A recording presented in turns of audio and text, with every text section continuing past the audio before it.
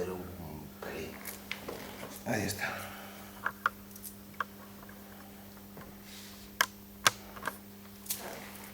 Bien, pues hoy vamos a ver la conferencia de los gobernantes que se opusieron a la usura sionista internacional, que han sido bastantes y la historia pues oculta todos los motivos, ¿no? Como ya habíamos visto en la otra conferencia de la conspiración económica mundial, esta es parecida, pero ahora vamos a ir directamente a los gobernantes. Ha habido en el pasado varios gobernantes. Ahora, el primero que va a la cabeza de los que más se opuso a la usura internacional pues fue Adolfo Hitler, como saben, ¿no? Adolfo Hitler tenía un sistema económico en Alemania que no dependía de ningún banquero extranjero y que además los bancos alemanes solamente prestaban, fíjense, el 50% de lo que tenían en los bancos. ¿Y qué hacen ahora los banqueros de ahora? Al contrario, prestan hasta el 90% de lo que no tienen. Es decir, si tienen 100 en un banco, ellos te pueden prestar hasta 1000. Y resulta que ¿dónde está el otro dinero? ¿Cómo lo justifican? Pues nada, es un dinero fantasma que crean. Y eso es lo que luego provoca las crisis y pobrezas y devaluaciones. Hitler, al contrario, nada más prestaban el 50%. Pero los bancos de Alemania no estaban ligados a esta usura. Y, como saben, Hitler levantó la economía de Alemania sin pedir créditos, ya pagó los anteriores que había dejado la República de Weimar, que era un desastre, y no endeudó el país. Incluso cuando estalló la Segunda Guerra Mundial en 1939, como saben, atacó a Polonia, y desde que el 17 de septiembre se firmó una especie de tregua, los rusos atacaron por el otro lado, hubo una especie de tregua, aunque Inglaterra y Francia inmediatamente le declararon la guerra a Alemania, pero no hubo combates todavía en el occidente. Y Hitler se comprometió ahí viene en ese librito del Programa Nacional Socialista, se comprometió, quería la paz y se comprometió incluso a desalojar otra vez el territorio polaco ocupado por los alemanes. Solamente, como saben, el pasillo de Danzig, que él quería construir una carretera y un ferrocarril para llegar desde el territorio alemán a Prusia, que era territorio también alemán, y de Prusia atacar a Rusia. Todo eso lo sabían los enemigos los banqueros y los sionistas y los masones. Entonces dijeron, no, Rusia era como su experimento, como dice ella en Derrota Mundial, era un experimento que habían creado ellos, el comunismo, y dijeron, no vamos a permitir que ahora venga este señor a destruirnos. Entonces ellos sabían. Incluso Hitler llegó a un acuerdo en 1935 con el mariscal Pilsudski polaco para nada más construir un ferrocarril y una autopista a través del pasillo de Danzig para llevar tropas y luego atacar a Rusia. Y Pilsudski, que era nacionalista, se lo aceptó. Pero Pilsudski murió en 1936. Dice Salvador Borrego que parece que fue envenenado. Entonces, aparentemente lo presentan de muerte natural. Y llegó al poder el coronel Beck, que era francmasón. Rápidamente le dijo que esos tratados ya no tenían valor y que se olvidara de la autopista y de la carretera para unir Prusia Oriental con el resto de la madre patria alemana. Entonces dijo, pues ahora sí vamos a tener que ir a la guerra, ¿no? El caso es que muchos alemanes que vivían en los territorios ocupados por Polonia desde la Primera Guerra Mundial eran hostilizados en Silesia, asesinaban a población alemana, a los polacos, y los demócratas del mundo no decían nada. El caso es que, como saben, pues Hitler tuvo que atacar, se ataca a Polonia y dice, estoy dispuesto a volver a desalojar Polonia y dejarla independiente, nada más me quedaría con el ferrocarril y la autopista, ahora sí, y con el pasillo de Danzig, para estar uniéndonos a Prusia Oriental. Y les vuelvo a devolver Polonia. Y llegó, porque él quería la paz, llegó a un acuerdo con Inglaterra y Francia, y aceptaron, está bien, Alemania desaloja las tierras de Polonia y volvemos a que no haya guerra. Pero a última hora surgen misteriosamente dos últimas condiciones, que las ponían los banqueros de Inglaterra y los de siempre. Las dos últimas condiciones eran que para que este tratado tuviera vigor, tenía Alemania que volver al patrón oro, es decir, la economía alemana ya no iba a depender de Alemania, sino que tenía que depender del extranjero, y que tenían que pedir créditos, y que lo que está pasando ahora, ¿no? Y que la economía, los bancos alemanes tenían que depender de un banco extranjero y de los créditos, ¿no? O sea, volver al patrón oro, les exigían. Ahí lo dice en el libro ese del Programa Nacional Socialista, ahí lo van a ver, de Gottfried Feder. Volver al patrón oro. Esa era una condición. La segunda condición, que le volvieran a legalizar en Alemania la masonería. Esa era la segunda condición. Como ven, los sionistas no son tontos. Ellos saben que para controlar a unas naciones, como está sucediendo en la actualidad, es el patrón oro, o sea que ahora ya ni es oro, porque ya ves que a partir de 1972 los billetes que fabrican los bancos de la Reserva Federal no tienen ni siquiera el respaldo del oro, o sea que ahora nada más es imprimir papel y papel y papel, invadir los países. Yo te presto papel, pero yo te estoy prestando papel, y tú, si no me lo puedes pagar, te lo voy a quitar con bienes de tu país, con autopistas, con edificios, con puertos, con aduanas. Si no me puedes pagar, yo te presté papel que mandé imprimir, nada más me costó tinta e imprimir. Y yo digo que ese papel vale porque ya.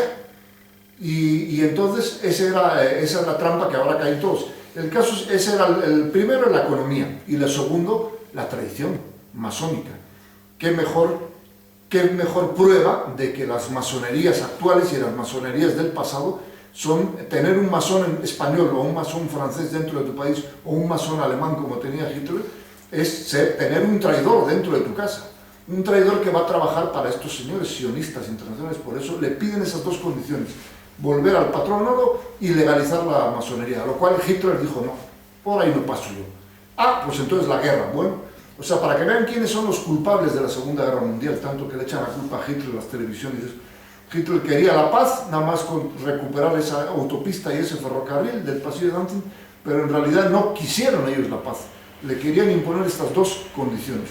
Entonces, como saben, se desencadena la Segunda Guerra Mundial, que todos ya conocen, está muy bien explicada en Derrota Mundial, el libro de Salvador Borrego, y, como saben, pierde Alemania, y luego, pues ya saben, el juicio de Nuremberg, los 12 condenas a muerte.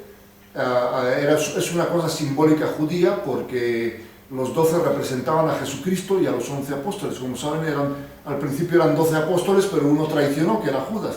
Entonces aquí el judaísmo, cuando condena a 12 de los altos jerarcas, tiene un simbolismo esotérico que significan los 11 apóstoles y Cristo, también condenados por ellos.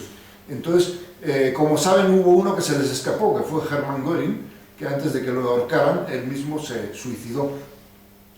Y terminan con un Führer que había tenido una buena economía, y después de la guerra dicen, a ver, pero muchas universidades del mundo pueden estudiar su economía, entonces hay que echar una losa de cemento sobre este hombre para que lo tachen de loco, criminal y asesino. Y la losa es el invento del llamado Holocausto, los 6 millones, ¿no? Que aquí en estos libros te los especifica, está en alemán, hay otros que están en español, Holocausto judío alemán, y algunos otros, el mito de los 6 millones de Joaquín Bochaca, que te demuestran que el Holocausto es una falsedad y una mentira. El caso es que si alguno en una universidad estudia, oiga, pero es que Hitler tuvo una economía muy buena porque no había pobres en Alemania, era una economía que se oponía al sionismo internacional, no había pobres, entonces enseguida a ese profesor, a ese catedrático lo acusan, usted es de Hitler, usted está de acuerdo con ese criminal. No, y entonces ya se acobardan y dicen, no, yo no dije nada.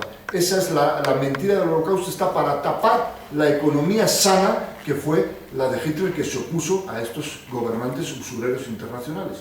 Y él fue la primera víctima, y como saben, desde 1945 hasta el día de hoy no paran los medios de comunicación de repetir la mentira del Holocausto y de los 6 millones y de los 6 millones, para que cuando vaya un joven economista o no economista que se interese y que diga, pues creo que la economía de Hitler fue buena, porque no había esa pobreza que ahora sufrimos, no había esas devaluaciones, el obrero tenía coche, el Volkswagen, carro del pueblo, Volkswagen, la economía alemana, las vacaciones de obreros, las casas que tenían mucho casi mejores que las de ahora. Entonces todo eso no interesa que se sepa, entonces hay que echarle la losa de la mentira del Holocausto para que nadie investigue por ahí, ¿no? Entonces Hitler es el de los primeros que se opone a estos usureros. Luego hubo otros como Benito Mussolini, que también tenía una economía independiente del Banco Mundial, y otros gobernantes. Después de la Segunda Guerra Mundial también estaba estaba Francisco Franco en España, y estuvo así hasta 1953-54, que fue reconocido por Eisenhower y tuvo que entrar un poquito al juego de ellos si quería salir del aislamiento en la que tenían a España, ¿no? Y entonces pues pedía pequeños créditos, pero más o menos la economía española estaba independiente de esto.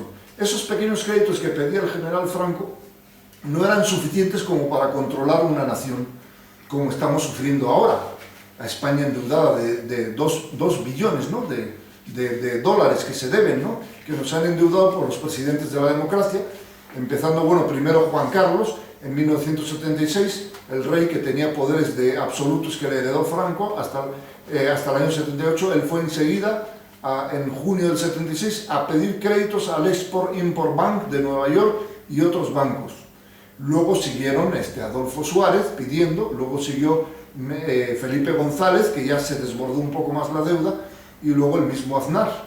Y después de Aznar, Zapatero ya deshizo la economía, destruyó totalmente España, ya subió la deuda a la cifra que hemos dicho, y así seguimos hasta ahora. Luego llega Rajoy, también francmasón de centro derecha, que va ahí llevando la cosa, ¿no? Pero está España destrozada con los gobiernos de la democracia. Precisamente hoy, que cumplimos 40 años, que el 40 aniversario, 20 de noviembre, de la muerte del generalísimo Franco, precisamente ahora hacemos un resumen de aquellos de 40 años que han pasado en España y cómo la han destrozado. De aquella España que era independiente, soberana, a una España que solo recibe órdenes de la Unión Europea y del Banco Central Europeo, y que nos dicen que tienen que entrar musulmanes, invadir España, y encima les tienes que dar de comer y les tienes que dar albergue y hasta una pensioncita que se les da de ayuda también. O sea, una cosa, ¿por qué? Porque lo manda la Unión Europea, pero la Unión Europea es masónica. Pero volvamos al tema de la conferencia, los gobernantes que se oponen, ¿no? Entonces se oponen. Franco, aunque ya después de ser reconocido tuvo que pedir pequeños créditos, no era suficiente como para poder manejar a la España de Franco.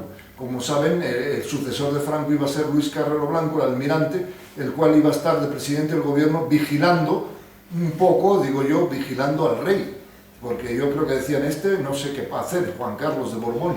Entonces el almirante iba a estar vigilando, y yo creo que si Juan Carlos se salía de la España nacional, entonces el almirante iba a llamarle la atención. Pero claro, como sabes, la masonería, siempre traidora, desde dentro se encarga de eliminar a Carrero Blanco por medio de la CIA norteamericana, que sabía todo esto del atentado, y por medio de los terroristas de ETA que ponen la bomba como brazo ejecutor, manipulados por estas fuerzas internacionales. Entonces, había que eliminar a Carrero Blanco, porque si no, la España nacional, la España soberana e independiente que había hacía 40 años, pues no iba a funcionar para ellos. Para el pueblo español sí, pero no para ellos. El pueblo español, como saben, en los años de Franco, compraba un obrero un piso y en 10 años lo terminaba de pagar. En 10 años las cajas de ahorro que eran del Estado les prestaban y en 10 años habían pagado el piso, y hoy en día todos esos hijos de aquellos obreros tienen sus pisos. Sin embargo, ¿qué pasa hoy en la democracia? Pues lo acabamos de ver, ¿no? Los desahucios y más desahucios de gente que se enganchó a comprar un piso y que ya no lo ha podido pagar por la crisis que ellos mismos han provocado, y que le han subido las mensualidades y que ya no tiene trabajo, y dicen, ay, me metí a pagar un piso hace 2 años o 3 y ahora resulta que ya no tengo para pagarlo, entonces voy a devolver las llaves del piso y que me devuelvan lo que he invertido. Y se han encontrado con la sorpresa que los bancos dicen, no, nos quedamos con el piso, y lo que usted es que ha invertido ya 100.000 euros o 50.000 o esto, no, pues usted ya eso lo perdió, ya perdió eso. Están miles de casos en España, pero miles. Eso es la democracia, y se quedan en la democracia perdiendo los pisos, cuando Franco, los obreros, la clase trabajadora, consiguió un piso. Pero luego ha habido otros gobernantes también, como el general Juan Domingo Perón en Argentina, que también heredó una Argentina en 1946, tomó el poder y estaba más o menos, bueno, había otro general, creo que era el general Rodríguez, y Argentina, los aliados la presionaban para que entrara a la Segunda Guerra Mundial. Perón siempre se oponía a eso. Al final hay un acuerdo secreto para que los argentinos entren a la Segunda Guerra Mundial, pero con el embajador alemán hay un acuerdo secreto que era para ayudar a escapar a muchos dirigentes nazis de Alemania, mandando a Argentina tropas a Alemania, pues iban a estar ahí al lado de los americanos, ingleses, y esos soldados argentinos o militares argentinos lograran que muchos jefes del nazismo lograran huir hacia la Argentina. Entonces era un acuerdo secreto, pero él no quería la guerra con Alemania. El caso es que Perón paga la deuda inglesa, que le llamaban, pero la paga de una forma muy hábil, que casi no tuvo que pagar intereses, y ya no pide más. Durante sus 9 años de gobierno, que duró desde el 46 al 55. Entonces Argentina, en esos 9 años del general Perón, era un país nacionalista, honrado, no pedía deuda, no tenía deuda, aplicó su propia doctrina económica, y claro, todo eso, como sabes, molesta a estos gobernantes, usureros internacionales. Un país que no se endeuda con ellos, pues no es negocio. Entonces había que acabar con Perón, y efectivamente en 1955, en septiembre, se le subleva una parte del ejército al mando del almirante Isaac Rojas. Isaac Rojas, curiosamente, era masón y era descendiente de aquellas familias sefarditas españolas, Isaac Rojas. Entonces, pero Perón ya le tenía cierta cosa al almirante, y entonces a la Marina Argentina la había desarmado. Decía, si hay alguna guerra, se armarán los barcos. Y había un combustible, petróleo suficiente nada más para unas maniobras cerca de las costas argentinas. Y decía, si hay guerra, ya mandaremos combustible para los barcos. Entonces los tenía en cierto modo medio desarmados, porque sospechaba que este almirante no era muy fiel. ¿Y saben lo que pasó? Que para dar el golpe de estado contra Perón, la Marina Argentina salió una noche sigilosamente y se fue hasta las Islas Malvinas. Qué curioso. Los enemigos de Argentina, Inglaterra.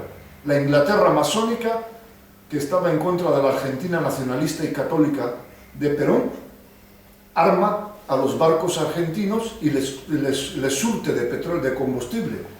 Y aparecen otra vez de madrugada, armados en las Malvinas, y empiezan a disparar contra Buenos Aires, contra el Palacio Presidencial, y mientras tanto algunas unidades de tierra se sublevan también y van a capturar a Perón, porque había que derrocarlo.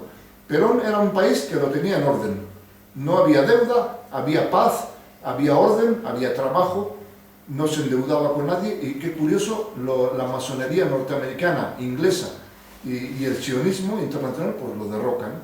Lo derrocan, y Perón logra salir al exilio a Paraguay, donde estaba el general Alfredo Stroessner, que era también de los de él. Y Argentina, una vez que cae Perón, el almirante Isaac Rojas está unos días, luego está el general, creo que era Leonardi, y empiezan rápidamente, ¿qué creen? Pues a pedir créditos y deuda al Banco Mundial, a los Estados Unidos, a Inglaterra. O sea, un país que no tenía deuda, empiezan a endeudarla como locos, pero como locos, una cosa exagerada. O sea, se ve efectivamente que el que molestaba ahí era Perón, a la usura internacional.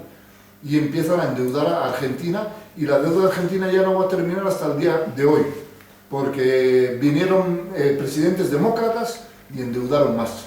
Luego vinieron algunos militares también, como los militares que sabemos el golpe del 76, y ellos también endeudaron. Estos otros militares ya no eran como Perón. Luego, en el 74, volvió Perón, no, en el 73 más bien, que ganó las elecciones, abrumadoramente otra vez, volvió de su exilio en España y empezó a decir, vaya, después del 55, que yo dejé la Argentina sana y sin deuda, ahora vuelvo en el 73 a ser presidente de la Argentina, y está hecho un desastre.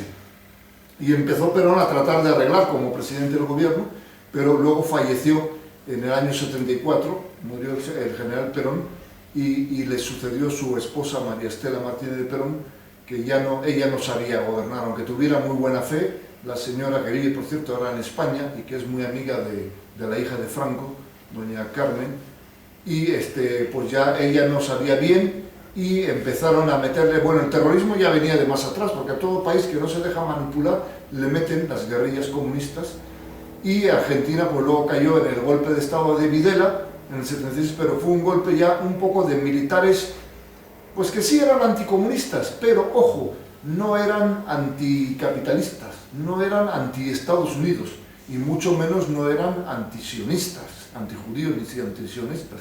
Entonces estos militares Videla se creyeron ellos que Estados Unidos los iba a proteger siempre. endeudaron el país más, pudieron que seguir pidiendo, y se endeudó Argentina con estos militares, que Videla, Galtieri, todos estos que siguieron detrás.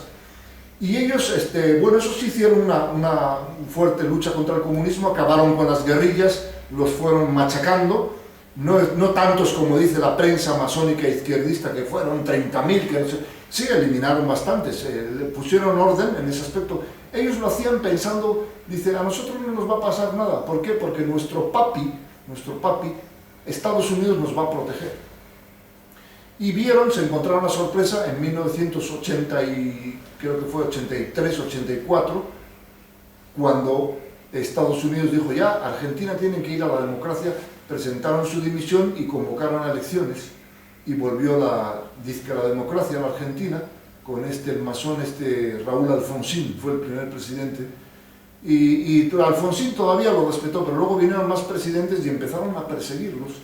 Y Videla y todos estos nos decían, pero bueno, si nosotros hemos sido fieles a Estados Unidos, hemos endeudado también el país, hemos eliminado a los comunistas porque ellos creen que Estados Unidos está en contra de los comunistas, ¿por qué nos están haciendo esto?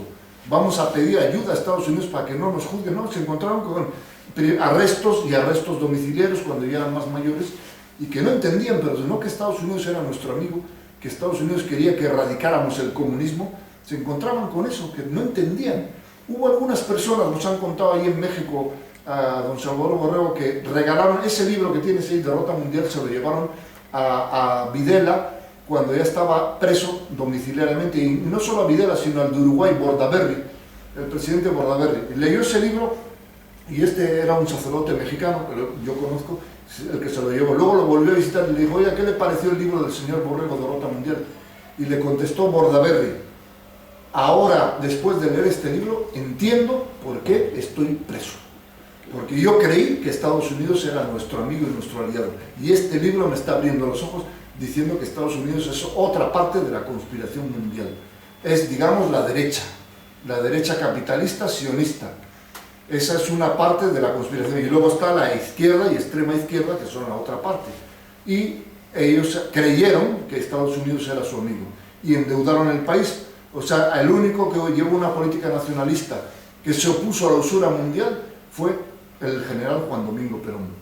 Y por eso, pues claro, ahora no solamente el movimiento peronista que dejó él, era un movimiento fuertísimo, que ganaban las elecciones. Pero ¿qué hicieron? Lo dividieron no en 2, hasta en 3. Hay peronismo de izquierdas, hay peronismo de centro y hay peronismo de derechas. Y luego está el peronismo auténtico, que hoy en día lo lidera Adolfo Rodríguez Sá, en Argentina. Pero resulta que la Kirchner, esta Cristina Fernández de Kirchner, se presentó también como llamándose peronista de izquierda, más bien de extrema izquierda. Y el que va a sucederla ahora, bueno, si gana las elecciones, creo que son mañana, Scioli, se presenta también como peronista de izquierdas. Y ¿se acuerdan ustedes de Carlos Saúl Menem? Él era periodista de centro-derecha también. O sea, a todos les gusta llevar la bandera del peronismo para manipular al pueblo haciéndoles creer que son peronistas, pero en realidad son falsos peronistas. Estos no son periodistas, son títeres del sistema sionista internacional. El único peronismo es el que de Rodríguez Sá, el que sigue el periodismo nacionalista del Partido Justicialista, el que dice que no está ni con la derecha, ni con la izquierda, ni con el centro, y que está en contra del endeudamiento y de estar dependiendo el país de Estados Unidos y sobre todo de la gran banca internacional. Así tenemos varios ejemplos de otros gobernantes también que se opusieron a la finanza internacional en nuestra Hispanoamérica. Tenemos el caso de Carlos Castillo Armas, fue presidente de Guatemala en 1954 a 1957. El caso de Castillo Armas hay que remontarnos unos años atrás. En 1944 gobernaba Guatemala el general Jorge Castañeda, Jorge Ubico Castañeda. Entonces, él gobernaba desde el año 30 hasta el 44, 14 años, con una dictadura militar.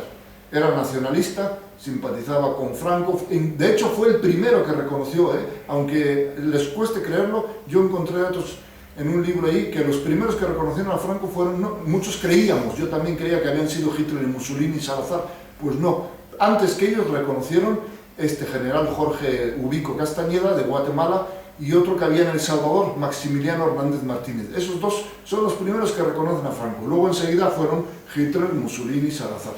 pero fueron Guatemala y El Salvador los primeros. El caso es que este señor ya gobernaba el país desde el 30 hasta el 40 con orden, paz y sin endeudarlo a Guatemala. En el año 41-42, Roosevelt, el masón Roosevelt, le exige al general Jorge Castañeda que tenía que invertir dinero en construir la carretera panamericana. La carretera panamericana salía desde Estados Unidos en dos bifurcaciones, una del Atlántico y otra del Pacífico, y iban convergiendo poco a poco según iban bajando. Por México todavía existe esa carretera panamericana, una por la costa del Pacífico, otra por el Atlántico, y las dos iban a converger en Guatemala. Entonces en Guatemala le tocaba, todos los gobiernos de México y de Guatemala tenían que poner dinero para construir esa carretera panamericana. A lo cual Jorge Ubico dijo, bueno, no, ¿yo para qué necesito una carretera panamericana? Eso me va a costar. Y le decían, o sea, sí, claro, te vamos a prestar dinero. No, no, yo no quiero endeudar mi país, yo estoy muy bien así. Y entonces ahí empezó a resistirse al poderío a la usura internacional. ¿Pero por qué quieren una carretera? Y los americanos contaban el cuento de que los japoneses, que no tenían capacidad, podían llegar en barcos y desembarcar en las costas de América y atacar a los Estados Unidos por tierra.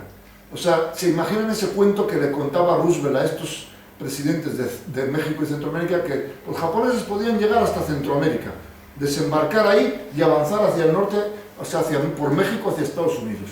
O también podían desembarcar en México y atacar a Estados Unidos. Entonces necesitaban una carretera panamericana por si desembarcaban los japoneses en Guatemala, rápidamente por esa carretera mandar tropas de tierra norteamericanas para hacer frente a los japoneses en territorio de Centroamérica. O sea, era una ilusión porque sabemos perfectamente que el Japón no tenía capacidad para mandar una superescuadra a través del Japón y del Pacífico o desde las Islas Hawái para atravesar todo el Pacífico y desembarcar ni en las costas de Estados Unidos ni en las de México y Centroamérica. Eso era un invento que hicieron ellos para lograr endeudar.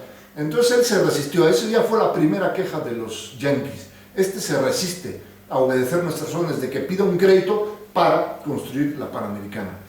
Al final tuvo que construir algo, pero muy reticente, no quería él endeudar el país. Otra cosa que se negó el general Jorge Ubico es que como estaban huyendo de Europa judíos, pues Estados Unidos es algo parecido a lo de ahora. Cada país de Hispanoamérica tiene que recibir una cuota de emigrantes judíos, algo así como ahora pasa o refugiados, como pasa ahora con los sirios.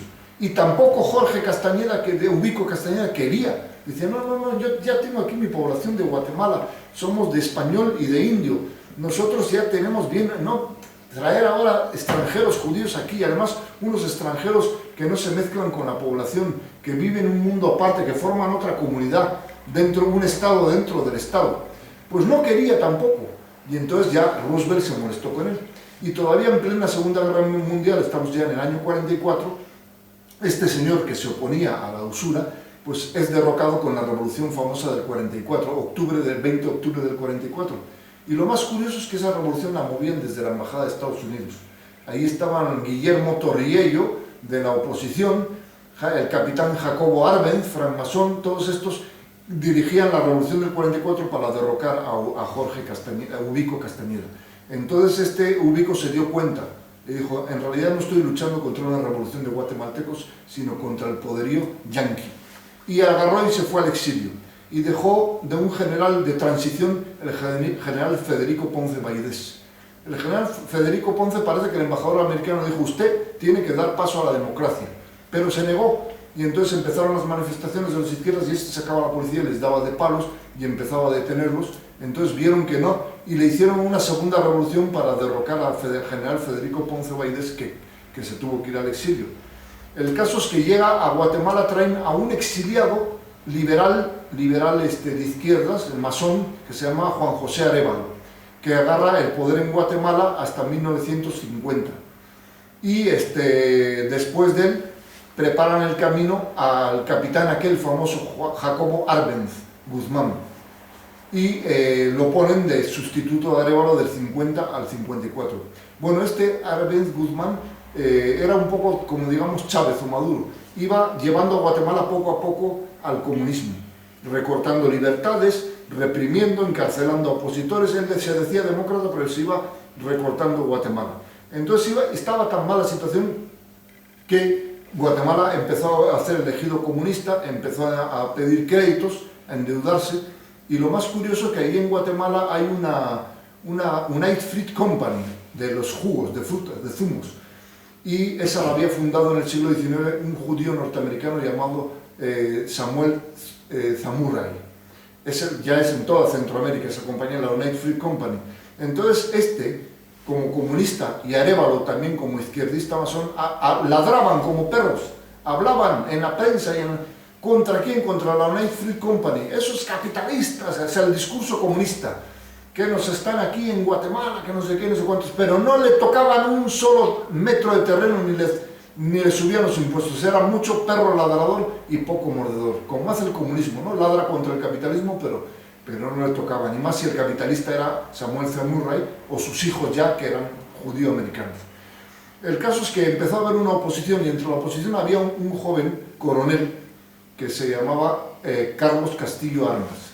Este coronel, en tiempos de Jacobo Arbenz, intenta sublevar la base aérea de la Aurora en Guatemala a la aviación guatemalteca para bombardear el palacio y tomar el poder, y fracasa. Lo meten en prisión, pero este era un hombre héroe legendario, este coronel, y logra escapar de prisión, sale de Guatemala, se organiza en Honduras con el presidente Juan Manuel Gálvez, que había sido elegido democráticamente, era un nacionalista, le da cobijo, allí consigue armas, y desde ahí entran en el 54 con un pequeño ejército de guatemaltecos exiliados, salvadoreños, hondureños, y entran hacia Guatemala para liberar, forman el MLN, Movimiento de Liberación Nacional, y después de unos pocos combates,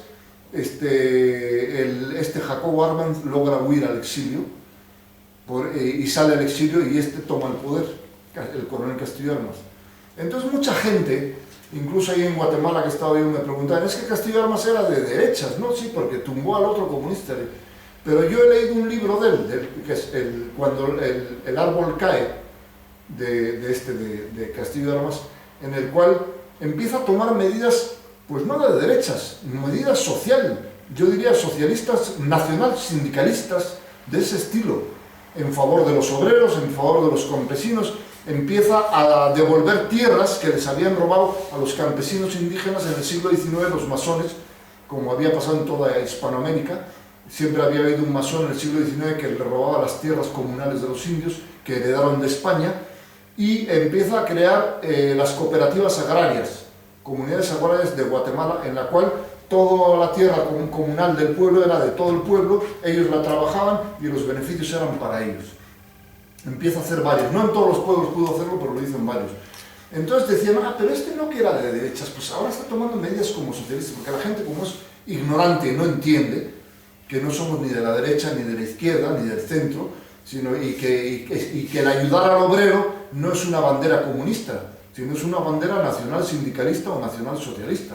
Entonces ellos no lo entienden. Entonces Castillo Armas empezó en ese plan. Él había leído las obras completas de José Antonio, admiraba a José Antonio y a Franco, Castillo Armas, pero después de hacer esas medidas que parecen de izquierda, pues fue a tocar al poderoso. Primero, él no endeudaba al país, entonces un día habló con los de la United Fruit Company y les dijo, señores, ustedes tienen mucho territorio que está ocioso, es decir, que no se trabaja en Guatemala. Y dijeron, sí, claro, eso los presidentes del siglo XIX liberales nos lo concedieron. Y digo, sí, efectivamente, aquí he leído todos los documentos, se los concedieron como una concesión. Pero aquí dice también en este tratado que esa concesión era con la cosa de que cada año o cada X años fueran ampliando su empresa y dándole puestos de trabajo a los guatemaltecos. Ahí está firmado. A los campesinos guatemaltecos, ahora esta tierra que no usáis, se va a hacer aquí una fábrica y va más trabajo. O sea, la cosa era crear puestos de trabajo, cosa que no han cumplido ustedes. Entonces, como ustedes no han cumplido eso y tienen tierras que no las están usando, yo, el gobierno, les voy a quitar, era una concesión, les voy a quitar parte de esa tierra, ustedes van a seguir funcionando aquí, la empresa de ustedes, y esta otra tierra que no usan, yo la voy a convertir en tierras comunales, como eran el virreinato, para que las trabaje el pueblo. Bueno, pues empezó a hacer eso, y a la semana siguiente lo asesinaron. en 1957. Y fue un asesinato muy burdo porque él iba caminando por un palacio, por un jardín del Palacio Nacional, y detrás de él llevaba un coronel, se llamaba Coronel Trinidad Oliva López. Era francmasón, como hemos dicho ya al principio de esta plática, la masonería siempre traidora. Y le iba siguiendo, como él, el pobre general Castillo Armas pensaba, pues bueno, este es mi asistente, es mi hombre fiel. Bueno, pues este hombre sacó, pues, cuando iba caminando aquí el coronel, a 2 metros, pum, saca una pistola y pum, lo mata ahí. Y claro, era un ángulo del patio del palacio donde los soldados, la mayoría, no veían. Solamente un soldado que estaba de guardia vio eso, que quedó horrorizado cuando ve que uno de sus coroneles mata al general presidente.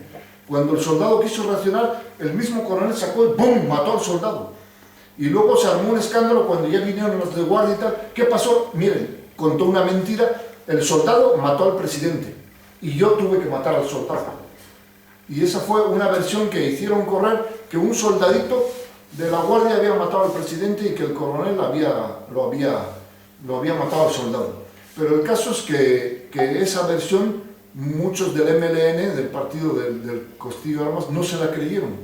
No se la creyeron y detuvieron, a la semana siguiente detuvieron a este coronel.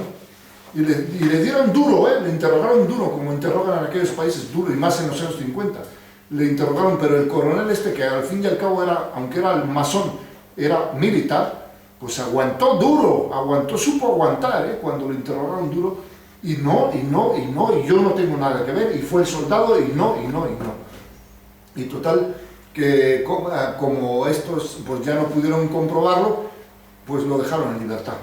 Lo dejaron en libertad y como a los 15 días salía el coronel Trinidad Oliva López de su casa y lo ametrallaron y lo asesinaron. Hasta el día de hoy en Guatemala no han sabido decirnos si los que mataron a este coronel fueron hombres de la conspiración masónica capitalista para silenciar a una persona muy importante que era el asesino del presidente, o dicen que algunos pensaron que fueron partidarios de Castillo Armas, del MLN, que también dijeron, pues este es el culpable, pero no lo hemos podido comprobar, pues vamos a hacer nuestra justicia por nuestra mano, y lo eliminaron. Entonces, el caso es que Guatemala, una vez que cayó Castillo Armas en el 57, llegó al poder un general que se llamaba Juan Manuel Idígoras, guatemalteco. Curiosamente, Idígoras también era anticomunista, como los de Argentina, que hablamos antes, pero era masón. Y empezó a pedir créditos a Estados Unidos y a la banca, al Banco Mundial, a toda esta gente, y empezó Guatemala a endeudarse después de la caída de Castillo Armas, que fue un hombre más que se opuso a la usura financiera internacional. Y ya Idígoras se endeudaba, pero no mucho, no se endeudaba tanto, era un poco tipo como Franco, estos que no pedían muy poquito. Entonces, como no se endeudaba mucho, empezó a funcionar curiosamente en su gobierno la guerrilla comunista, la URGN, Unidad Revolucionaria Guatemalteca, Nacional Guatemalteca, URNG. Empezó a actuar, a poner bombas, a hacer atentados, y entonces el general tuvo que pedir prestado a Estados Unidos para comprar armas. Ya ven, el negocio de las armas. ¿Por qué? Porque las armas del ejército guatemalteco eran armas viejas de la Segunda Guerra Mundial, de los años 40, mientras que los terroristas de ese año 62 tenían las armas más modernas, como el famoso Kalashnikov y todos estos, ¿no? Entonces empezaron a endeudar más a Guatemala para combatir esa guerrilla que les habían creado pues, los de siempre. Para ellos creaban las guerrillas. Y esa guerrilla duró desde el 62 hasta el 98, que se firmaron los acuerdos de paz. Hubo un montón de años de guerra, que luego surgió otra guerrilla y así estuvieron dando guerra durante años. Y luego el general Idígoras fue derrocado por el general Arana, que era por cierto masón. Como veían que no, en Guatemala no se endeudaba, ¿no? Arana ya endeudó más, y así se sucedieron presidentes en Guatemala, y así hasta llegar a los últimos presidentes, que sí, pero lo que sí tenían presente era siempre la guerrilla. Y así destruyeron la economía de Guatemala y hicieron que Guatemala, que había estado muy bien con Castillo Armas, pues quedara un país más en la órbita de Estados Unidos y en el endeudamiento y en combatir a una guerrilla que se acababa con su economía. Yo estuve en Guatemala la primera vez en 1984 cuando había guerrilla y se notaba pobreza en el ambiente, se notaba que había había que hacer muchas cosas en las carreteras y en las ciudades, pero te decían no hay presupuesto. ¿Y por qué no hay presupuesto? Pues porque todo se va en la guerra. Me acuerdo que iba yo en el autobús y muchos controles del ejército salían con los fusiles, te bajaban, revisaban a la gente, revisaban las maletas, puedes seguir así hasta la capital, veías, pasaba por un cuartel militar y arriba cantidad de soldados con ametralladoras así, porque estaban los golpes de la guerrilla constantemente, y ahí estuve yo en esa Guatemala del 84. Luego he vuelto a Guatemala muchas veces, y volví después de la guerra, y ahora sí he visto que se han hecho ya muchas obras, han arreglado ciudades, las aceras, las carreteras, todo eso. ¿Por qué? Porque el presupuesto que se usaba para la guerra, ahora ya lo usan para arreglar y asentar más el país y hacer algunas cosas, ¿no? O sea, pero lo que devoraba el presupuesto era la guerra. Eso era lo que querían los norteamericanos. Y lo más claro está, los satélites empezaron a funcionar en los años 60. El satélite, como saben, está ahí arriba, nos está espiando desde aire. El satélite lo pueden mover. Si quieren los norteamericanos lo mueven desde tierra y lo mandan a México. Y luego lo mandan a Centroamérica, o lo pueden mover a España. Entonces, ahí está la mejor prueba. Los satélites veían y fotografiaban los campamentos guerrilleros que había en Guatemala, en El Salvador, en Honduras y en todos estos países. Sacaban las fotos y sabían, miren, aquí hay un campamento guerrillero, se esconde en esta zona, y aquí hay otro, y aquí hay otro. Pero ¿qué hacía el embajador norteamericano? Guardaba las fotos y decía, estas fotos no se las entregamos al presidente de Guatemala o de El Salvador, que sigan ahí con su guerra, a nosotros nos conviene. ¿Por qué? Porque vendemos armas a la guerrilla y vendemos armas al gobierno, el negocio de las armas. Y así se siguen endeudando. ¿Y quiénes son los que pagan el pato? Pues ellos, como dicen ellos, los latinos, los católicos latinos, ellos van a morir de un lado y de otro y nosotros ganamos dinero. Ese es el poder de la usura sionista internacional, vender armas a los dos y hacer que un conflicto que igual se podía solucionar en un año o en menos de un año, pues lo hacen largo, como duró en Guatemala, pues 40 años de conflicto guerrillero. Y eso dejó mucho dinero a los que ya sabemos, a los de siempre, a los capitalistas sionistas que se forraron, mientras Guatemala murieron pues más de 60.000 personas en este conflicto de 40 años. Murieron tanto militares como guerrilleros, como gente del pueblo, como gente que no tiene a veces nada que ver, y a veces algún inocente que te equivocas, que el ejército se equivocaba y bueno, pues se lo llevaron también por delante, pero la culpa en realidad era del sionismo capitalista internacional que creó ese conflicto y que no dejaron gobernar ese país, ¿no? Y así podríamos estar hablando de más gobernantes de Hispanoamérica que se opusieron. El general Stroessner de Paraguay, que llegó al poder en el 54 y duró hasta el 89, creo que fue así, en el 89, había mantenido una economía sana en Paraguay, un crecimiento económico como no lo hay ahora. Llegó a crecer Paraguay un 9.5%. Y ahora no crece más del 5% con la democracia en Paraguay. Entonces, claro, era un país que no se endeudaba, eso no es negocio para los usureros internacionales, entonces para ellos Stroessner era una oposición para sus planes mundiales. Entonces, en 1989 entró George Bush, en enero, precisamente, George Bush, Walker Bush, o sea, el padre del otro Bush, entró de presidente, que es masón de la Skull and Bones, de los Bush. Entró de presidente y lo primero que hizo, él entró el 20 de enero, como entran todos los presidentes americanos, en febrero, enseguida derrocaron al general Stroessner, en febrero del 89. Y para eso utilizaron a su consuegro, el general Andrés Rodrigo, el general traidor, que había sido muy condescendiente con él, el general Stroessner. ¿Por qué? Porque el general Rodríguez ya había cumplido la edad reglamentaria de los 65 años para jubilarse. Y él dijo, no, yo no me jubilo. Pero oiga, pero mi general, pues yo soy el consuegro del presidente y no me jubilo y no me da la gana. Y ya tenía 66 y 67. ¿Por qué estaba ahí? Porque los americanos ya tenían un plan para que el mismo consuegro se encarga de derrocar a su consuegro, Rodríguez. Pero el que mandó la tropa que tomó el Palacio Nacional fue un coronel masón llamado Lino Oviedo, que se lanzó con soldados contra el Palacio Nacional y ahí hubo más de 58 muertos entre los dos bandos, la Guardia Presidencial y los de Lino Oviedo, y al final llegó y tomó preso a Stroessner y al final lo dejaron ir al exilio a Brasil. Pero Lino Oviedo se ufanaba de eso. Yo fui el coronel de la democracia, el que derribó a Stroessner, el que lo tomó preso. Y luego se presentó a elecciones y luego tuvo casos de corrupción con el narcotráfico y luego parece que asesinó a Luis María Argaña, otro presidente que hubo después, y al final este señor en el año 25 años después, fue en el 2013, en febrero de 2013, estaba celebrando, tomando champán, dice, tal día como hoy de febrero de hace 25 años, yo, decía Oviedo, yo fui el que entró en Palacio Nacional y derroqué al tirano de Stroessner, yo. Así estaba celebrando con champán y luego tomó su helicóptero para irse a su casa y de pronto en la selva de Paraguay, ¡pum!, se cayó el helicóptero y se mató. El traidor también, Oviedo, el coronel Lino Oviedo. Y así vemos cómo gobernantes que se oponen a la usura como Stroessner también caen, y Paraguay ahora pues es endeudado y depende del Banco Mundial y todo esto es cosa que con Stroessner no. Stroessner era una doctrina peronista y era un nacional sindicalismo, también era admirador del general Franco. De hecho, en Asunción, todavía hoy me dijo un paraguayo que existe una avenida importante que se llama Avenida Generalísimo Franco, que la puso el general Stroessner por el general Franco, ¿no? Y así tenemos más casos.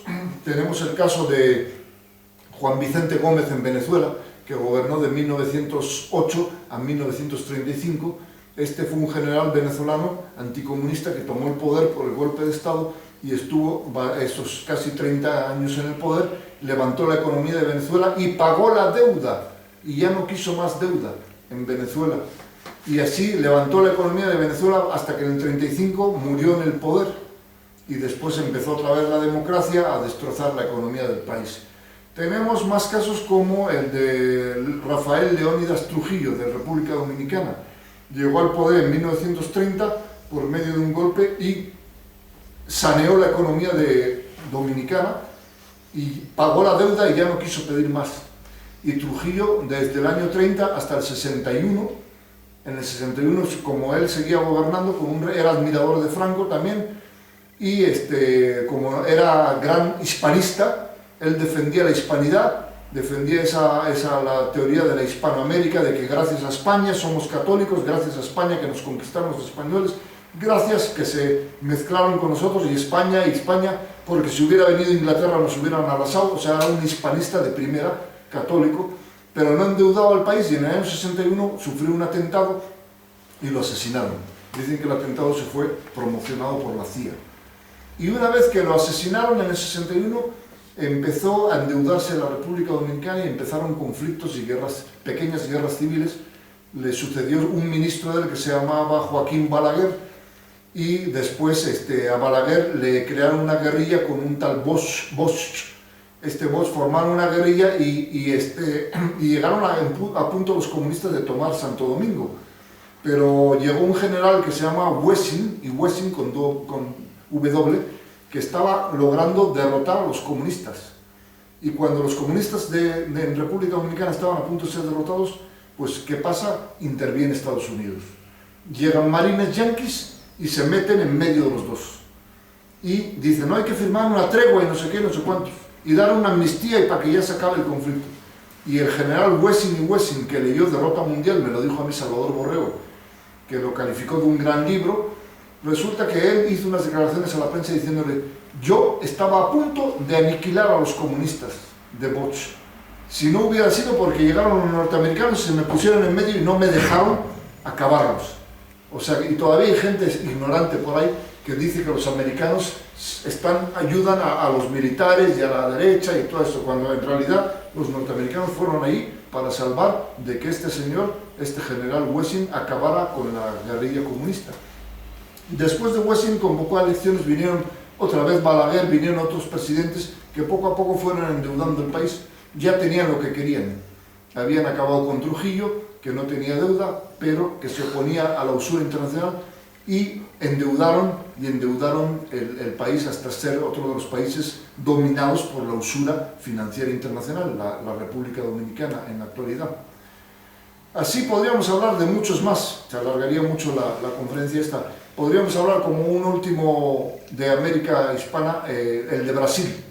Había un presidente muy bueno que se llamaba Getúlio Vargas. Era el clásico, se declaraba fascista brasileño. Getúlio Vargas llega al poder en 1930 con la Revolución Nacional. toma el poder y empieza a arreglar en Brasil las cuentas, empieza a pagar la deuda y ya no quiere más deuda. Él le llamó Revolución Nacional y instaura el Estado Novo, es decir, el Estado Nuevo, copiando a Salazar en Portugal, que también era un nacionalista, ¿no? Entonces, Getúlio Vargas saca a Brasil de la economía, empieza a combatir la pobreza, incluso crea unos camisas verdes, así como ha habido en Alemania camisas pardas, en España la camisa azul de la Falange, en Mussolini la camisa negra. Él forma las camisas verdes y saludaban también con el brazo en alto en Brasil. Incluso el padre de un obispo, ¿cómo se llamaba? Pedro Casaldiga, que es de la Teología de Liberación, creo que todavía vive. Es aragonés, me parece. Sí, o algo así. Fue de los camisas verdes y de Brasil. Y así, o sea, el padre era fascista brasileño, el hijo sale en la izquierda. Y así varios personajes que encuentres, como aquí ha pasado también en España, que muchos de los socialistas que han sido franquistas, sus padres y eso, ¿no?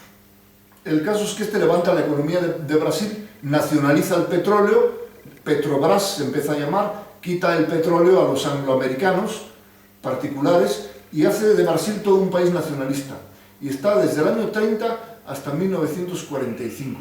Él también no quería la guerra con Alemania, lo están presionando para que le declare, aunque sea al final, simbólicamente, la guerra a Alemania, a Brasil.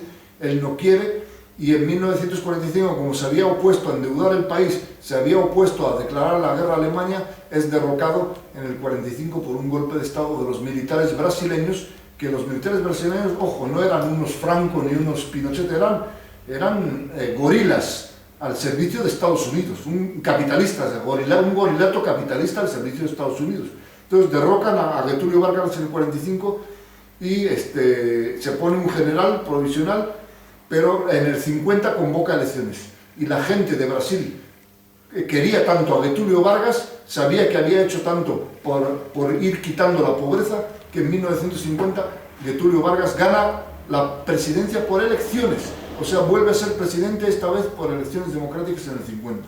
Vuelve otra vez a hacer una política de no endeudamiento de Brasil, de no obedecer los dictados de Estados Unidos, y en el 54 dice la historia oficial de Brasil que un día se sintió apesadumbrado, presionado, y que se pegó un tiro. Yo creo que eso es mentira. Más bien, ahí algunos de estos militares gorilotas anticomunistas lo presionaron y ellos mismos lo asesinaron, y dijeron en la versión oficial de que en el 54 se había suicidado el presidente y se acaba el régimen de Vargas, el segundo periodo presidencial. Ese es un país que no he ido, no he podido hablar con la gente y con la gente nuestra. Quizás seguramente ellos tienen una versión de que el presidente Vargas no se suicidó, sino que lo suicidaron los mismos gorilas estos al servicio de Estados Unidos. El caso es que una vez que cae Vargas, que es asesinado o suicidado en el 54, empieza a crecer, empiezan a pedir deuda y a deuda y deuda, así a endeudar a Brasil, y así hasta que luego hubo también una dictadura de militares del 63 en adelante hasta el 82, que se sucedieron varios militares. Esos sí eran militares más que nacionalistas, eran capitalistas al servicio de Estados Unidos, y siguen con la deuda, y Brasil también es otro de los países más endeudados, pero el presidente que de verdad se opuso a la usura mundial, financiera y judía, fue Getúlio Vargas. Y que todavía yo he hablado con algún brasileño ahí en México y me dicen, sí, Getúlio Vargas, yo hablando decía, oye, pero eso fue muy bueno, ¿no? Acabó con la pobreza, nacionalizó el petróleo, y va y me contesta ese brasileño, ya mayorcito, mayor que yo, sí, pero ese era un fascista. Y digo, ¿y qué importa? Pues un fascista quiere decir que entonces los fascistas hacen bien las cosas, ¿no? Acabó con la pobreza y se queda así, no, pero nos han dicho que era un fascista. Ese señor que hablaba, pues era niño cuando Getúlio Vargas, ¿no? Pero o sea, ya ves la propaganda que hacen contra el fascismo, para que la gente no estudie que efectivamente con Getúlio Vargas hubo una economía sana. Siguiendo con América, ahora les voy a relatar dos casos que creo que ya conocen de la otra conferencia.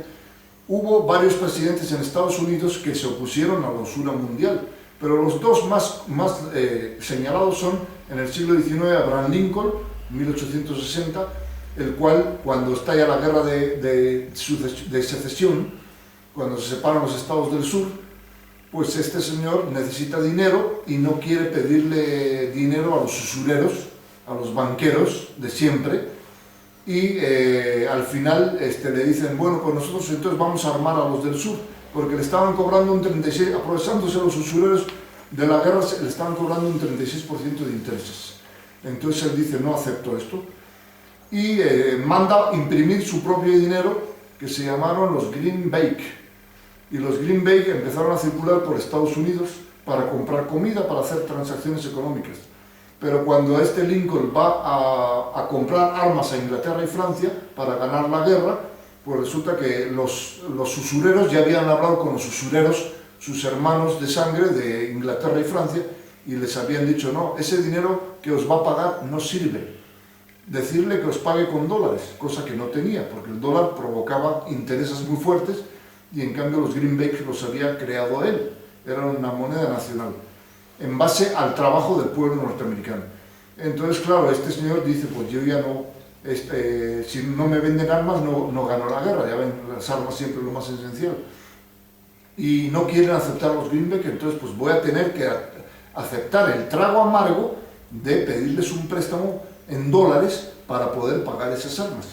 Pero ahí, el presidente Lincoln, cuando firmó ese crédito que le dieron los usureros, pues habló más de la cuenta y dijo, está bien, voy a aceptar este trago amargo de esta deuda, pero cuando termine esta guerra, esto se va a acabar, señores, esto se va a acabar.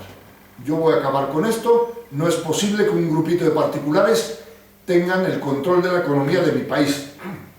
Y yo soy el presidente y les tengo que poner la mano mendigando para pedir este préstamo para ganar la guerra. Cuando termine la guerra, rápido se va a acabar esto. Les voy a quitar ese poder que tienen. Efectivamente, terminó la guerra, creo que fueron 4 o 5 días los que duró vivo. Como saben, fue asesinado por el francmasón, siempre salen ellos, Charles Booth, que era un actor de teatro mediocre, que como era actor, estaba ahí en el teatro, se metió hasta el palco del presidente, le disparó y luego saltó al escenario y para desviar la cosa gritó ¡Viva el Sur!, para que creyera la gente que era un atentado hecho por un surista, y en realidad este señor no había pegado un tiro en toda la guerra, ni siquiera del sur, había estado en Canadá exiliado mientras los del sur combatían durante los 5 años de guerra. Entonces luego ese huyó, se escondió en un almacén en el campo y le dijeron, enseguida vamos a buscarte para sacarte del país, y efectivamente a la semana siguiente lo fueron a buscar para sacarlo, sí, pero para sacarlo muerto. Cuando llegaron ahí, un soldado de los que iba ahí recibió orden de disparar y ahí podían haberlo cogido vivo, pero lo mataron y ahí quedó el asesino de Lincoln también muerto. Así paga el diablo a quien le sirve. O sea, era un hombre muy valioso que sabía mucho y no querían que estuviera vivo. Entonces así acabaron con Lincoln, que se opuso a la usura esta y quería acabar con esa usura de estos señores, ¿no? Y luego, 100 años después, tenemos el caso de Kennedy, que ya conocen más reciente, también 1960 elegido, el cual empezó también a ver esto como injusto. Decía, ¿por qué yo, el presidente de Estados Unidos, tengo que estar poniendo la mano mendigando para pedirle a los banqueros de la Reserva Federal, los famosos 13 bancos de la Reserva Federal que financian, que manejan la economía de Estados Unidos y del mundo? Eso lo veo injusto, entonces esto lo voy a acabar yo, dijo Kennedy. Cada vez voy a hacer que la economía dependa menos de estos señores y voy a hacer una economía nacional, voy a acabar nacionalizando todo esto.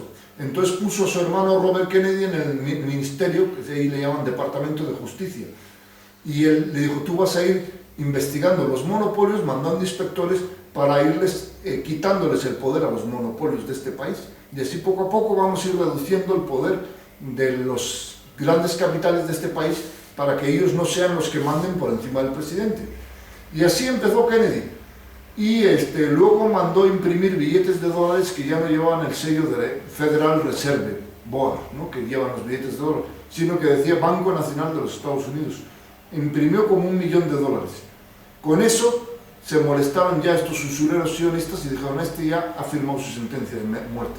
A hay que eliminarlo porque nos va a quitar el control de los bancos.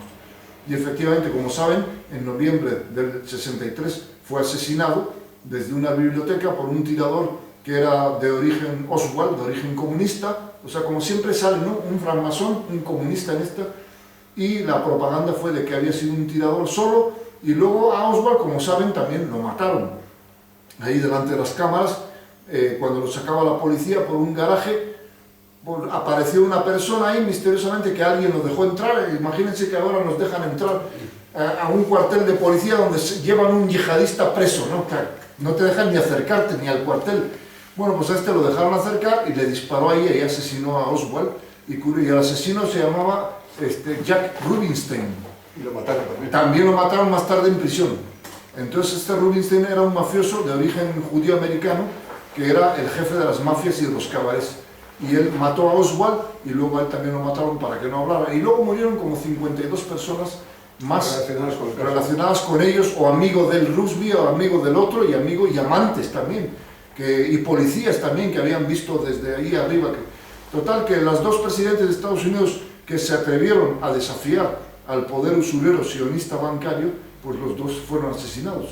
También fueron algunos otros, pero los dos más destacados fueron Kennedy y Lincoln, ¿no? O sea, vemos cómo ese poder bancario, esa usura internacional que domina el mundo, pues no dejan ellos que te impongas sobre ellos.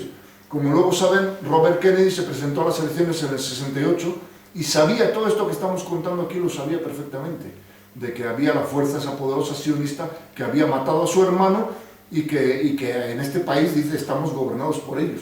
Entonces se presentó a las elecciones y ni siquiera le dejaron llegar a presidente. En plena campaña electoral, en el 68, lo asesinaron. Mandaron a uno...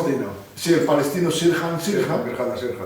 Y que además dicen que lo han ido a entrevistar y que dice que no se acuerda de nada. Como que le han debido dar unas drogas, lo han inyectado a este Sirhan Sirhan que lleva 40 años en prisión, más de 40 años, y le han inyectado de tal forma que cuando va un periodista a preguntarle, oiga, ¿por qué mató usted a Kennedy? Porque no sé, no me acuerdo de nada. O sea, para todos lo saben hacer, ¿no?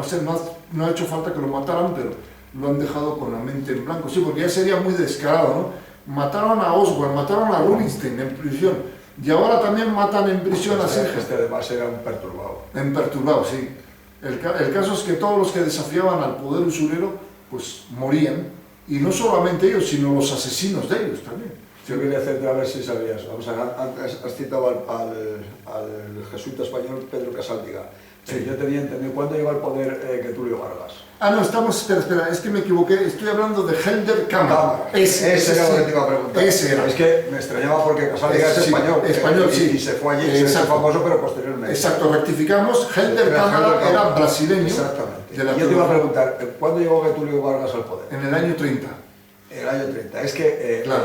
Yo sé que Helder Cámara, que después ha sido uno de los obispos comunistas, obispo de Brasil, de Sao Paulo, sí. Y uno de los grandes teóricos de la teoría de la liberación, primero fue capellán de una guerrilla fascista. Ah, sí, exacto. De los camisas doradas.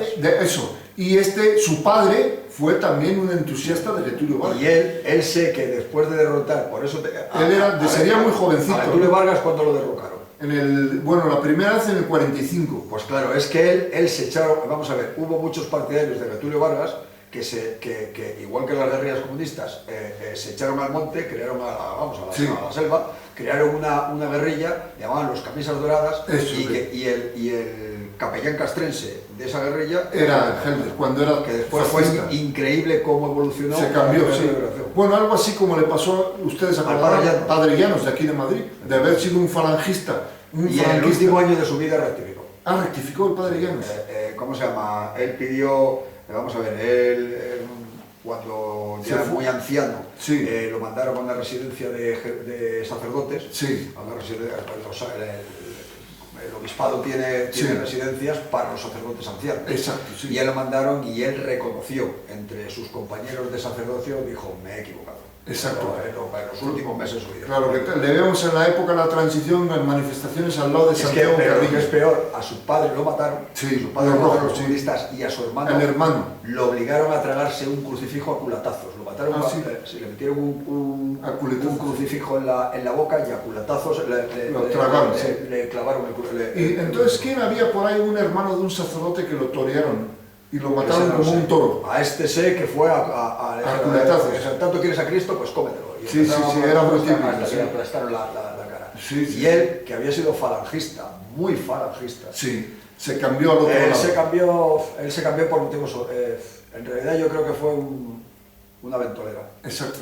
Él dice que vino de un campamento juvenil, de un campamento del Frente de Juventudes, Sí. que era, ¿cómo se llama? En aquella época era mucha disciplina militar, mucha doctrina política y mucha doctrina religiosa. Sí, sí, sí. Y que fue a unas jornadas en el castillo de Bota del Cuervo, Sí. que me parece que era la sede central de la sección femenina, y hubo un congreso de mandos del Frente de Juventudes, y él fue. Sí. Y él lo contó en una entrevista, Sí, sí, sí. que se subió arriba al Torreón a divisar los campos de Castilla, todos lisos, todos que parece que en el horizonte que no acaba y todo yermo, y que vio pasar a unos campesinos humildes de madrugada llevando las reses, vamos, esos los Sí. carros que tal, y pensó, yo aquí en un castillo y ellos ahí, ¿por qué no hacemos de todo la Revolución Nacional? Que eso no se hace de la noche a la mañana, es un proceso. Sí, sí, sí. Y que a partir de ese día se salió del Frente de Juventudes, se pidió que lo trasladaran a la parroquia del Tío, Del Pozo del Tío Raimundo. a la parroquia del Pozo del Tío Raimundo, Sí. y empezó primero con una cosa social muy falangista y se convirtió en tonto Los último de los comunistas. comunistas. Sí, sí, sí, sí. Sí, pues ese también el caso de Helder Cámara. El mismo caso de Helder Cámara. Y el padre también era de los camisas. Entonces tú dices que eran doradas. Yo he oído que eran verdes. No, sí, a lo mejor me equivoco, a lo mejor los camisas de Getúlio Vargas eran las camisas verdes y los que se echaron a la guerrilla eran las camisas doradas. Doradas, sí, pero sé que era una guerrilla fascista. Sí, sí, por supuesto. Manifiestamente fascista. Y como él era el capellán Castrense. Sí, como estos dos casos que hemos mencionado, ha habido muchos que han pegado el cambiazo completamente. Pero es un proceso que va así. Sí, sí, sí. Y no solo sacerdotes y civiles, y personas que también cambiaron de un lado para otro. Pues siguiendo ya para, digamos, ahora volver un poco, ya hemos visto, podríamos hablar muchos más casos de gobernantes que se opusieron a la usura. Ahora vamos un poco a los actuales. Resulta que hemos descubierto que la economía árabe, leía, precisamente hay un librito ahí que se llama El arte de gobernar, de Joaquín Bochaca, ese pequeñito que anda por ahí, y ahí explica muy bien que él ha investigado la economía árabe. ¿Cómo está la economía árabe? Pues resulta que él descubre que la economía de los países árabes está independiente del Banco Mundial y de la economía usurera judía. Entonces, primero como que los sionistas se han encargado de Europa y de Iberoamérica de controlar las economías y de derrocar a los presidentes que se han opuesto a ellos, a la usura internacional. Y entonces dicen, ahora vamos sobre el mundo árabe. Por eso están las famosas primaveras árabes que no tienen nada de eso de que lo hicieron por internet, es una farsa, es una mentira, eso lo ha hecho la CIA, en la que derriban en Egipto, derriban en Túnez. ¿Por qué? Porque tenían unas economías independientes del mundo capitalista judío, sí. Y explica ahí Bochaca que la economía árabe es también muy sana, porque dice que los préstamos no son usureros, que a la gente en el mundo musulmán le prestan, pero le cobran un interés muy bajo y a plazo fijo. Entonces digamos que no existe la usura, porque ahí ellos gobiernan con el libro de Mahoma, ¿no? La llaman la Sharia, ¿no? El Corán es el libro y la ley es la Sharia. Pero en la época de Franco también estaba prohibida la usura. Exactamente, sí. Y era delito. Y estaba estipulado cuál era el interés usurario. Exactamente. El caso es que, claro, eso al poder sionista internacional no le interesa que estos países árabes sean independientes. Entonces quitaron a unos con esa llamada revolución primavera árabe, pero uno de los que les molestaba mucho era el coronel Gaddafi, de Libia. El coronel Gaddafi tenía una economía limpia, no tenía ningún pacto, ninguna deuda con el Banco Mundial. Libia era el primer país de África, el más próspero. Es más, todos estos que vienen ahora aquí a Europa, los negros de África, pasaban a Libia, y él los recibía bien y les daba trabajo allí en el petróleo, allí ganaban el dinero en Libia. Había paz y orden. Entonces, claro, todo eso no es negocio para los usureros estos sionistas. Entonces, claro, había que empezar a crearle problemas al coronel Gaddafi, primero con una guerrilla islámica y guerrilla liberal. Empezaron por los dos, pero Gaddafi, que era un nacionalista musulmán y sabía esto, les combatía con el ejército libio. Entonces se dieron cuenta de que no podían solos. ¿Y qué pasó? Como saben ustedes, interviene la OTAN, interviene el mismo, exacto, con los bombarderos, empiezan a bombardear las fuerzas pesadas de Gaddafi, los tanques de esto, Y así, claro, empezó a él a retroceder y los guerrillas estas, manipuladas por los usureros, empezaron a ganar terreno. Y es más, el traidor y desagradecido de Nicolas Sarkozy, francmasón de origen judío francés, resulta que Gaddafi le había regalado millones de dólares para su campaña electoral. ¿Y qué fue? ¿Cómo le pagó Sarkozy? Pues mandando aviones franceses también a bombardear a Gaddafi. Y no solamente eso, cuando Gaddafi ya había sido derrocado, pero todavía estaba como una especie de guerrilla, mandaron agentes de inteligencia francesa con las guerrillas anti-Gaddafi para que el día que lo capturaran, no lo trajeran a un juicio donde Gaddafi podía haber dicho muchas cosas, no les interesaba, sino que para que en el momento que lo capturaran, estos jefes de inteligencia franceses lo eliminaran, o si no ellos, manipularan a los libios anti-Gaddafi para que lo asesinaran como sucedió. A Gaddafi no le dieron tregua, lo agarraron y lo asesinaron. ¿Por qué? Sí, porque no les interesaba este hombre vivo que lo llevaran a un juicio a Europa, ni a Francia, ni nada, porque iba a declarar muchas cosas. De hecho, él les dijo, ¿vosotros os llamáis musulmanes? Sí, fue un linchamiento. Pero yo te quería comentar, ellos realmente, en estos países, o en Irak, o incluso ahora en Siria, estos gobernantes no han aplicado la ley sharia a la población civil. Es que él era nacionalista, ¿no? Efectivamente. Exacto. De hecho, la población y mumusulmanes y cristianos convivían en paz y en exactamente, él respetaba retenía ese islamismo radical, lo tenían contenido. El islamismo era en él la religión oficial, pero no era impuesta de esa manera. Exactamente. Y algo mismo pasó con Saddam Hussein de Irak. Y todavía mejor Nasser. Sí, porque Nasser era un fascismo. Nasser era un fascismo. Fascismo egipcio. Con él le hicieron la guerra aquella de tal hasta que aplastaron el poder egipcio. Exactamente. Era una cosa completamente distinta. Irak lo mismo, no endeudaba al país, entonces había que eliminar a Saddam Hussein y luego ejecutarlo. Y así vemos cómo van cayendo los que se oponen al poder usurero. Y ahora tenemos ya el último caso más reciente, el de Siria. El de Al-Assad. Exacto, Bashar al-Assad resulta que no tenía deuda. Porque son todos del mismo partido, el BAS. El BAS, sí. Partido Nacional Social Árabe. Sí, exacto. Son fascistas. Exacto, no tenía deuda en Siria, entonces ¿qué hay que hacer? Una guerra. Hay que apoyar tanto a islámicos creados por el Mossad.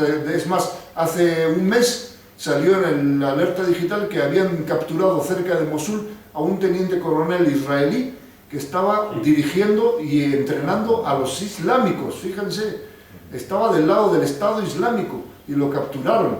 Y eso el otro día lo dijo en la televisión vasca uno muy valiente que yo lo tenía considerado de extrema izquierda, pero por lo menos el hombre, Gabriel Ezcurdia, dijo ahí en la televisión, dice, no quiero que piensen que soy un conspiranoico y que si la conspiración judía, pero la verdad es esta, que Israel estoy seguro que está detrás del Estado Islámico. Pero se lo han reconocido ellos. Exacto. El otro día reconocieron que ellos habían apoyado el Estado. Vamos a ver, ahora va a haber un pacto entre Francia y Rusia. Exacto. Para derrocar al Estado Islámico, porque los franceses están irritados con esto. Entonces, los franceses querían que se derrocara previamente a Al-Assad y los rusos han dicho que no. Entonces, ellos mismos aceptan atacar el Estado Islámico y reconocen que habían armado al Estado Islámico. Exactamente. Potencias. Sí. Como armaron a Saddam Hussein frente al Ayatollah Khomeini. Exacto. Pero sí, cuando les preguntaron qué armas tenéis, él les dijo, las que vosotros me habéis vendido. Sí. La que me habéis vendido vosotros. Sí. Ellos armaron a Irak para contener a Irán. Aquella guerra fue brutal y él tenía las armas que le habían vendido nosotros. Sí, pues dijo en la televisión eso y que efectivamente dijo lo del teniente coronel israelí que habían detenido, que estaba apoyando al Estado Islámico y también dijo otra cosa muy interesante, que dice que ha habido alguna vez algún conflicto cerca de la frontera entre Siria e Israel y que los israelíes han apoyado a los islámicos contra el ejército de Bashar al-Assad. Que tiene su lógica, para ellos tiene su lógica. Y luego también un día salió en la prensa que un avión sirio cerca de la frontera fue a bombardear a unos islámicos y que los israelíes lo vieron y ¡pum!, lanzaron un misil tierra-aire y derribaron el avión sirio, ayudando a los islámicos. Para ellos tiene una lógica. Si ellos consiguen hacer ver que el islamismo, o sea, si ellos derrotan todos los estados árabes nacionales y crean solo las tribus, ellos pueden hacer ver que el Islam es un peligro brutal y Occidente se entregará de pies y manos, o sea, de pies y manos a Israel. Porque, ¿qué es lo que quieren ahora? Ahora estamos teniendo poderes especiales. La Cámara ha aprobado que se prorrogue 3 meses más el estado de excepción. Ahora quieren crear el estado de sitio. que es todavía más grave, porque existen tres, por lo menos en la legislación española antigua existía estado de alarma, estado de excepción, estado de sitio. El estado de alarma, bueno, es una situación peligrosa. El estado de excepción, que es el que tiene, se suprime, pero es provisional, dura tiempo. El estado de sitio dura más y son poderes absolutos del ejército. Sí. El ejército puede, el ejército y la policía y el gobierno pueden suprimir páginas, detener gente, detenerlas sin más, sin dar explicaciones, porque sí, porque tengo sospechas, punto. Entrar en los domicilios sin necesidad de justificar acción armada. Ellos entran en una casa, te ejecutan y dicen, ofrecen la sentencia. Y se acabó, te ponen una pistola y se acabó, y nadie lo va a ver en cualquier cosa. Tienen unos poderes especiales porque lo que quieren es la dictadura, la dictadura de Santa Del Cerro de Oro, sí. El caso es que ya con la aprobación de los europeos, que dicen, con tal de que haya paz, lo que haga falta. Volviendo al tema de Siria, hemos visto que un país que no tenía deuda, que era próspero, que tenía petróleo y que trabajaba muy bien, ahora está destruido con 4 años de guerra, y estuvo a punto de ser derrocado si no es porque Rusia ha intervenido en favor. Y todavía está la cosa por ver. Y la suerte de Bashar al-Assad, si Dios no lo cambia, correrá la misma suerte que los... Ahora lo que pasa es que tiene a Rusia de su parte. Sí. Rusia ha entrado allí, ha metido tropas y cuando las metió, la trataron de disuadir, Putin fue muy débil. Fue débil su país, estaba débil desde Yugoslavia. Desde la invasión de Siria hasta aquí, Rusia ha estado débil, ahora ha recuperado fuerzas, metió sus tropas y dijo, es intocable y lo considero caso de guerra. Exacto. Y lo considero caso de guerra. Y ya no se ha atrevido a derrocar a este. Sí. Ahora al parecer incluso los chinos quieren bueno, le mandan portaaviones, quieren participar en apoyo de Assad, porque están viendo que Estados Unidos lo que busca es la dictadura mundial. Es que al final es sin más, porque, y con la estupidez de la propia población europea, pero si es en nuestras propias filas, y todo el puñetero día está diciendo contra el Islam, coño, que no es el enemigo. Que no es el enemigo, que eso sí, primero el Islam es una cosa y el yihadismo es otra. Y en segundo lugar, el yihadismo lo han creado ellos. Lo han creado ellos. Sí. Y luego está el caso de... Y luego no les importa, dice, qué crueldad. Bueno, vamos a ver, el Estado Islámico es cruel. Pero la Arabia Saudita, donde se azota a la gente por robar o por fornicar o por beber, donde se decapita oficialmente las ejecuciones y las publican, esos son sus aliados. Y eso no se queja. Dice, es una religión medieval, tan medieval será el del Estado Islámico que el de Arabia Saudita. Igual porque esta es buena y esta es mala. Sí. Es evidente. Y luego hay otro detalle ahí también, que el Gran Israel, proclamado por los sionistas, el Gran Israel, como saben, es desde el Nilo hasta el Éufrates, Tigris y Éufrates. Entonces ellos dicen que un día llegará en que Israel territorialmente ocupará porque ahí estuvo el paraíso. Sí, Siria, parte de Irak y Jordania y hasta el río Nilo. Entonces, claro, ellos lo que quieren es que ese plan se vaya cumpliendo. Y qué mejor que aterrorizar con el Estado Islámico, que es su títere, a la población siria, y que están huyendo, ya en cuanto son como 8 millones que han huido de Siria, porque ellos dicen, queremos Siria, pero la queremos vacía, o casi vacía, que se quede con un poquito de población para que hagan los trabajos sucios que nosotros no queremos. Entonces, por eso están aterrorizando para que la población huya. Y qué mejor que se cumpla el plan Kalergi, mandarlos para Europa, para que creen más problemas a las llamadas democracias de Europa que ellos mismos han creado y han endeudado. Entonces matan 2 pájaros de un tiro. Primero vacían Siria con el terror islámico y después nos los mandan a Europa para que nos sean un problema, que hay que darles alimento, que hay que darles todo. Luego hay algo que yo veo también, y es que, como tú dices, matan 2 pájaros de un tiro, pero yo veo que también utilizan esto para atacar lo que es el cristianismo. Ah, por supuesto. O sea, los 2 grandes enemigos del judaísmo es el islam y el cristianismo. Exacto. Qué mejor que conseguir que se maten entre ellos, o que el islamismo radical mate al cristiano. Exacto. Porque el islamista radical no se defiende, pero el cristiano no. Exacto, el cristiano se deja matar. Se ve perfectamente el plan ahí, el plan del Gran Israel, como le llaman ellos, de vaciar Siria. Qué mejor forma y que mandárnoslo para aquí, para crearnos más problemas todavía de los que ya tenemos, de crisis y de todas estas cosas. O sea, se ve perfectamente. Entonces, pues vemos que seguramente, bueno, ahora se les ha metido una piedrita en el zapato con este de Siria, que parecía que ya lo iban a quitar y que iban a hacer una especie de democracia en Siria, la democracia endeudada, y encima lo más cínico de estos señores. Primero, te doy armas para que derroques al que ellos llaman los dictadores, como llamaron a Gaddafi, o llamaron a este de Siria, Saddam Hussein, sí, o a los de Hispanoamérica, ¿no? Primero te doy armas y me te endeudas conmigo. Después destruyo tu país, como Siria, Libia. Y tercero, cuando ya venga la disque democracia impuesta por ellos, te doy otro préstamo para que recuperes, para que vuelvas a reconstruir el país que yo te he ayudado a destruir. O sea, es un plan maquiavélico, satánico de esta gente. A nosotros no se nos ocurriría eso. Nosotros queremos el bienestar de la gente, que el obrero tenga su coche y su casa, y que si puede luego una casa de vacaciones, que viva bien, él y toda su familia con dignidad. Pero estos no, ellos quieren que estemos... Es que ellos dividen el mundo en dos partes.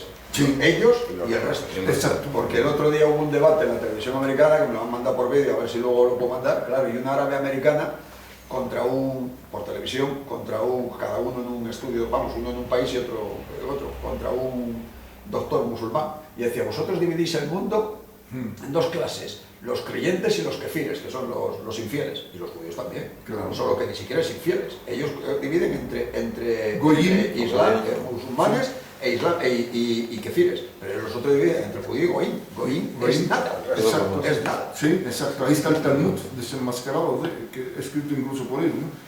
Pues yo creo que después de Siria, no sé qué otro país, yo creo que irían contra Irán. Lo que pasa es que se ha frenado, el plan de ellos se les ha frenado. Entonces, Irán es más fuerte. Exactamente, Irán es más fuerte como para derrocarlo con guerrillas. Irán sería con una invasión militar que utilizarían como siempre a sus países títeres masónicos, Estados Unidos e Inglaterra, pero ya han visto que Irán tiene la bomba atómica y ojo que ahora está más peligroso. Entonces, como que siempre surge alguien que frena sus planes de dominación mundial, como ya pasó en la historia. Adolfo Hitler les detuvo mucho tiempo, Franco les detuvo en España, muchos militares hispanoamericanos les fueron detuviendo en su plan. Todo eso ha hecho que se hayan encontrado piedritas en el camino y ahora parecía que eran una apisonadora, que ya no había quien se les detuviera y que ellos iban a aplastar ya el mundo y todo el mundo iba a estar sometido a su economía criminal y empobrecedora. Pero de pronto se encuentra otra vez la piedrita de Rusia con que no logran quitar, Bashar al-Assad de Siria. Entonces vemos, o sea, como decíamos al principio, la economía siria estaba sana, hoy en día pues ya no, por tanta guerra, pero vemos el plan diabólico, es satánico de estos señores, como les dijo Jesucristo en el capítulo 8 de San Juan en la Biblia, versículos 39 al 47, les dice, vosotros sois hijos de vuestro padre, el diablo, porque solamente a ellos se les ocurre esa mentalidad satánica de hacer y crear una guerra aquí y una guerrilla ahí y desestabilizar la economía de este país y derrocar a este que no me conviene para yo poder endeudar a todos y manejarlos. Eso no se nos ocurre a nadie, yo creo, solamente esa mentalidad diabólica que tienen estos señores que Jesucristo les dijo, bien claro. Lean el capítulo 8 de San Juan, versículo 39 al 47, y ahí viene como les dice, vosotros sois hijos de vuestro padre el diablo. No, es que nosotros somos descendientes de Abraham. Y le dije Jesús, no, si fueres descendiente de Abraham, me amaríais a mí, me creeríais a mí. Vosotros solo sois hijos de la mentira y sois hijos de vuestro padre el diablo. Unas palabras más duras que eso, si lo escribes hoy en un libro, sí, como estos te llaman antisemita. Delito de odio. Sí, raza de víboras. Y te lo prohíben. Sin embargo, pues tendrían que prohibir el Nuevo Testamento de la Biblia. Acabarán por intentar. Acabarán, exacto. Por eso están infiltrados también en la Iglesia Católica para ir manipulando, para que, por lo menos si no lo prohíben, para que no se lea nunca más en ninguna iglesia, que por cierto casi no leen ese capítulo. Yo ya hace años que no, en una misa nunca he oído que lean ese capítulo. Y cuando leen determinados capítulos que no les gusta, lo tuercen y lo dicen. Exacto. Y lo dicen, no, esto hay que entenderlo en otro sentido. En otro sentido, sí.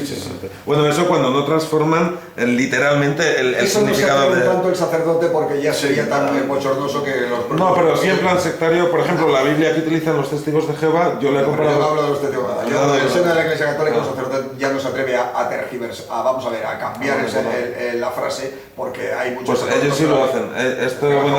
Los versículos, por ejemplo, que hacen alusión a la divinidad de Cristo en el Nuevo Testamento, es que directamente están cambiando. Pero son una secta. Sí, una secta, sí, total. Yo te digo, pero lo que sí te digo es que yo he oído homilías en las cuales, después de leer un texto claro y diáfano como el agua, han dicho, bueno, esto habría que entenderlo en el contexto de esa cultura. Sí, que no es literal. Claro, no habría que entenderlo literalmente, tal, porque claro, si lo entienden literalmente, pues ellos quedan descalificados. Con lo cual le cambiando el sentido completamente. Este es el correo que te mandé yo de un sacerdote. Ahora, últimamente llevo 4 meses que no entro en internet. Pues ya con esto, pues creo que damos por terminada esta conferencia de cómo el poder sionista, los que se han opuesto, pues han caído, unas veces asesinados, otras veces derrocados o simplemente difamados. Difamados, que si era muy mala la dictadura de ellos, que la dictadura de Franco, que si la otra dictadura del otro general. ¿Para qué? Para que los jóvenes que estamos ahora, digo los que están ahora de 18 años, que no saben nada, en las universidades les enseñan bien mal, pues entonces crean que efectivamente Hitler, Franco, Mussolini, Perón fueron malísimos, o Gaddafi, y que claro, que no hay que hacer caso de eso. Y pues damos con terminado.